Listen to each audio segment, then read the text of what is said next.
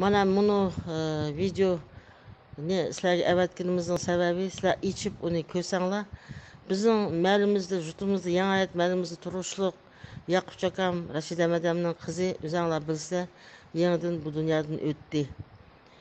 Aşı kız Afrika'nın bir su çıxmaydigan yeriga bir çoğ yardım qilib, şu yerga su chiqirib, şu yerga quduq yasatqizibdi.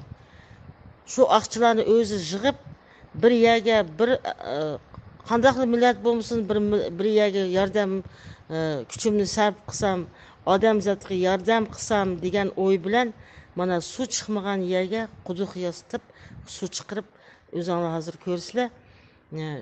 Adamlarning qancha xo'shal bo'lib, shu Gulnisamning nomini shu quduqqa beribdi. Quduqning nomini Gulnisamning etida atabdi. Gulnisam Yaqubjon qizi deb.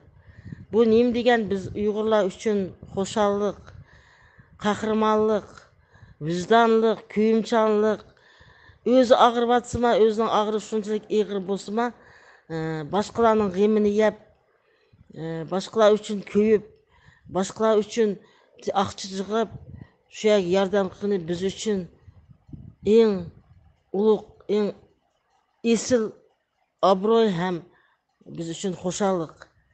Biz öz növbətimizdə Rashida madamның kızı, Yaqub Çakamның kızı Gulnisam, Risat acım, Qasım acım akıllarımız, hadlarımızın kelini Gulnisamga o dünyada orunları cennetli bolup, imanı yoldaş bolup, bilip bilmey qalgan günahları bolsa Allah Taala keçirip, sorak soallarını yenik qilib, her türlü özünün qahırlardan saqlash deb Allah'dan tileyimiz.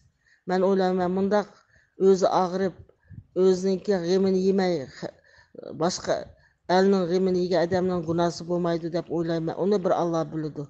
Şunun için musunu ko'rib, huzurlanışinglarni, xo'shal bo'lishinglarni, faxrlanishinglarni so'rayman.